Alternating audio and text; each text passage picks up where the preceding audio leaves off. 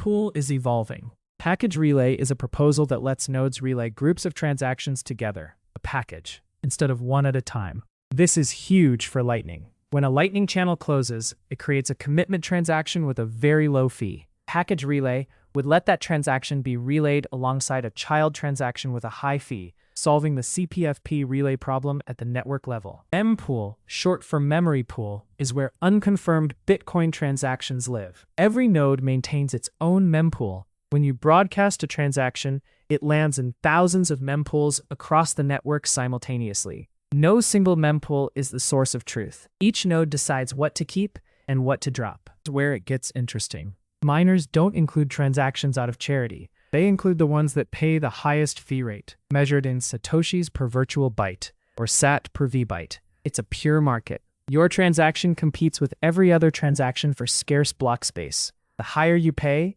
the faster you get confirmed. Mempools aren't infinite. Every node has a maximum mempool size, typically 300 megabytes by default. When the mempool fills up, nodes start evicting the lowest fee rate transactions. This is called mempool eviction. If you send a transaction with a fee rate below the eviction threshold, it might never reach a miner at all. This is where replace by fee comes in. RBF lets you replace an unconfirmed transaction with a new version that pays a higher fee. It's like upgrading your bid in an auction. The original transaction is flagged as replaceable, and the new one inherits the same inputs with a higher fee rate. Miners prefer the new version because it pays them more. But if you can't replace the original transaction, maybe it was sent by someone else, or you're the recipient, not the sender. That's where child pays for parent comes in. CPFP lets you spend the unconfirmed output in a new transaction with a high fee. Miners look at both together, parent and child, and if the combined fee rate is high enough, they include both.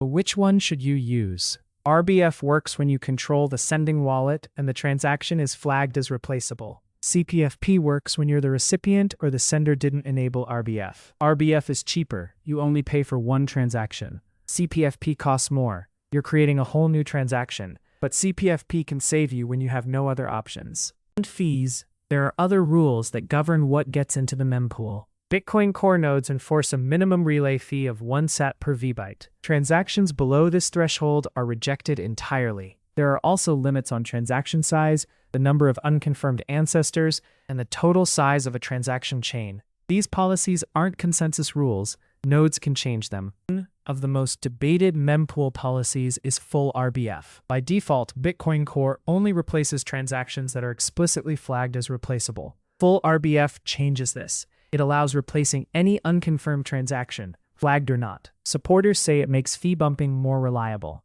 Critics say it undermines zero confirmation payments. The debate is ongoing, and it shows how mempool policy is a social layer, not just code. Mempool is evolving. Package relay is a proposal that lets nodes relay groups of transactions together, a package, instead of one at a time. This is huge for Lightning. When a Lightning channel closes, it creates a commitment transaction with a very low fee. Package relay would let that transaction be relayed alongside a child transaction with a high fee, solving the CPFP relay problem at the network level. Here's the bottom line. Whether you're sending Bitcoin, running a Lightning node, or just holding, the mempool affects you. When fees spike, your $5 payment might cost $20 to confirm. When the mempool is empty, transactions clear for pennies. Understanding the fee market isn't just for developers. It's for anyone who wants to use Bitcoin efficiently. About it this way. The fee market is Bitcoin's immune system. When the network is healthy, fees are low and transactions flow freely.